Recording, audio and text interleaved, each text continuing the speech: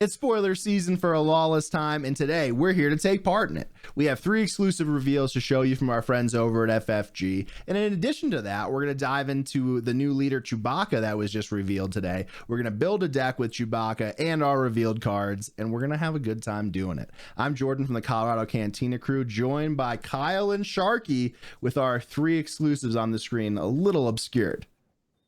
Yeah, man. How's it going? Super excited to be here and getting an opportunity to reveal some cards. So, yeah, let's get into it, man. Very Kyle exciting. Might be old enough that those are going to look the same no matter when we start revealing it. It is a little bit blurry, but we have three awesome cards to dive into. As you guys see, it is the aggression, cunning aspect. So got a little bit of flavor coming in, which is great for this time of set where we have these double aspects. We have these cool, interesting takes and a lot of interesting design space too. And I think that's overall the main lesson that I'll take back from today in these cards is that a lot of these things are designed in an interesting design space. We'll talk about Chewie later on, really probably the leader of the pack there. But as we get into a lot of these reveals, we'll see that it's not just stats, it's not just abilities, it's the way those stats work together. So with our first reveal, we have Krrsantan, an 8-cost 7/7 ambush with overwhelm, and its action is discard 2 cards from your hand, return this unit to your hand. Just from play, though, not from the discard pile, right, Kyle? Yeah, absolutely. I think that's a cool ability. He's a little overcosted for what you get, but just imagine you can wrecker somebody and then return it to your hand so you can wrecker him again next turn. You're getting a punch up with that 7 with overwhelm. So potentially a real good finisher here, right? Yeah, this is the finisher I was looking for with the Jabba deck that we talked about a couple weeks ago, actually. So it should be interesting to see where this guy comes in. It's got great traits with Underworld, Wookiee, and Bounty Hunter. It's a shame Let the Wookiee win never got its time in the spotlight, but two great Wookiees that are revealed today. And overall, like we said, it is a little bit expensive for how statted it is, but it has really interesting play positions where you could ambush, end a game with overwhelm, or set up and end a game for overwhelm the next turn. It almost creates the situation where your opponent is heavily incentivized to take it off the board before you bring it back to your hand.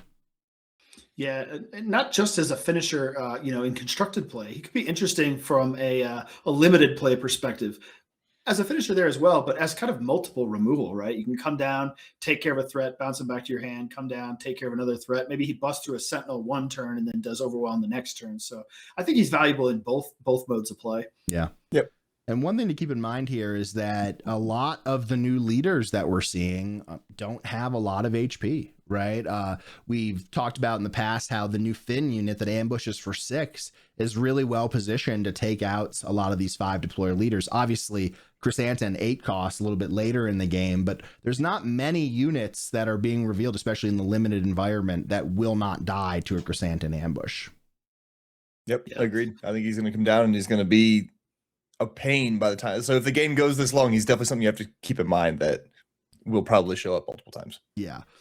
And, know, the downside's there to discard cards from your hand. And we'll talk about some more discard synergies as we get through the video today. But do you think it's a fair cost, Kyle? Yeah, I mean, to be able to bounce him back to your hand, you're really retrieving one of those cards. So it's kind of like discard 1, right?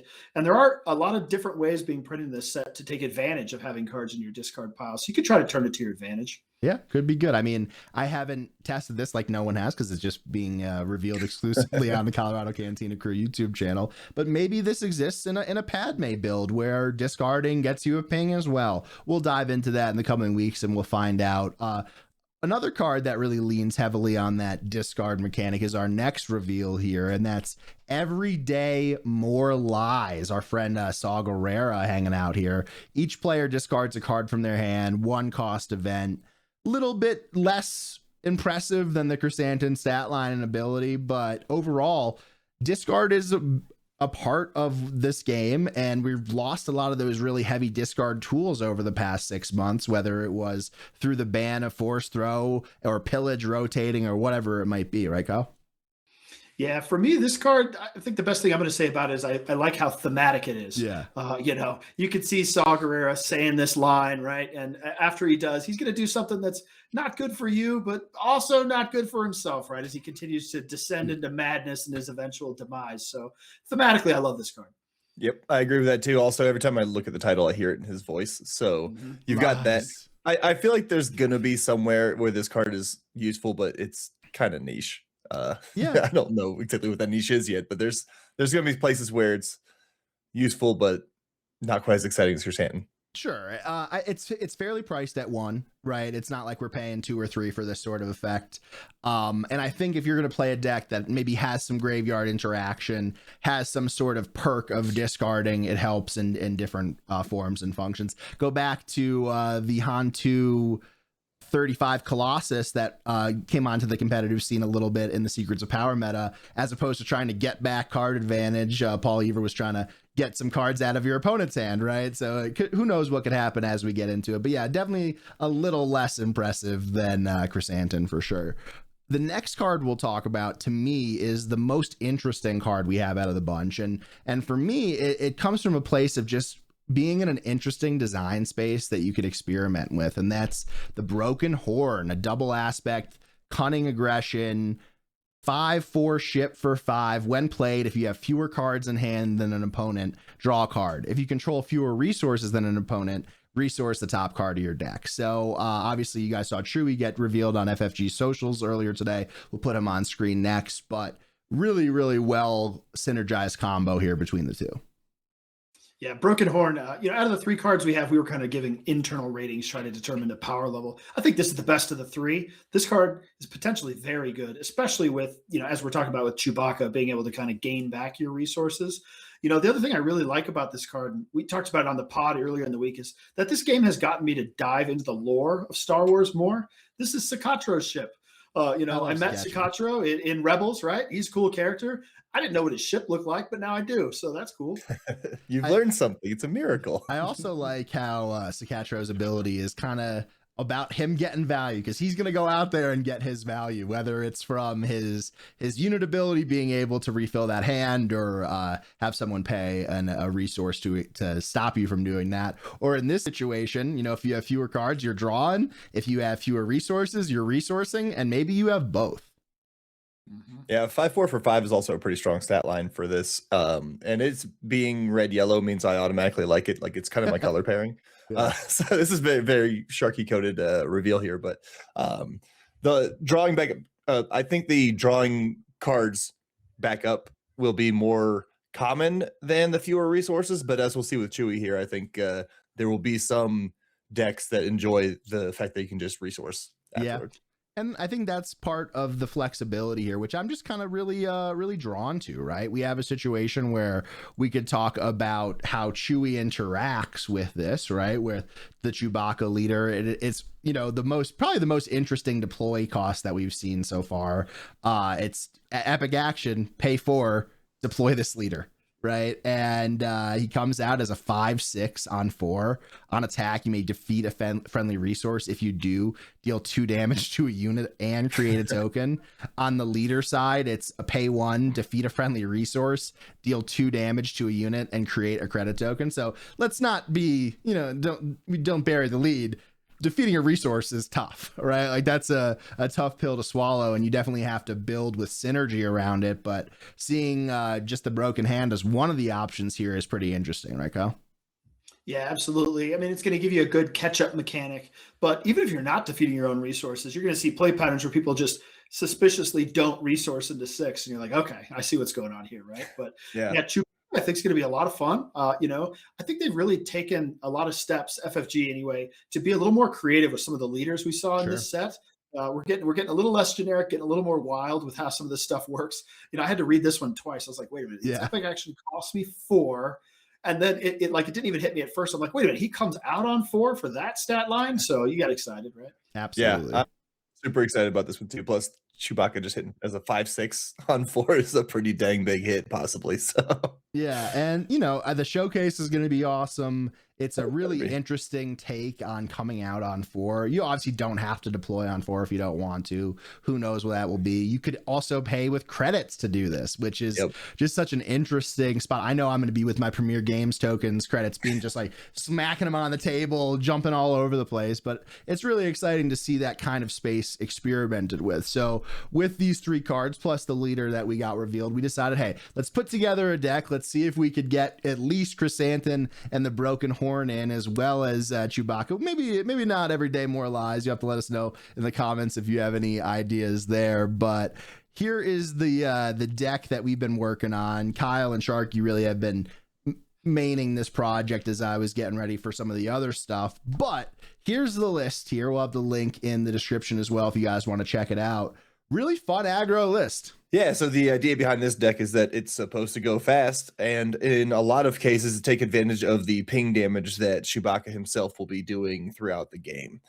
You have things like Red 5 that can take advantage of it, and we added a couple more like Stinger Mantis just to add some extra incidental damage to the generally aggressive game plan, but also allow you to try to control the board a little bit. Kyle helped me out with it and added a few cards in. So what's your favorite on the add-on here, Kyle? Yeah, as we were going through it, I mean, one of the things that I really liked was trying to get in some of the cards that are going to help you catch up. Obviously, we have Socatro's ship, but Cham is very natural here. Yep. You could have done something like Kazuda because you're going to be putting yourself behind on resources. We've got him in the sideboard, and the reason for that is I wanted to do the odds strategy.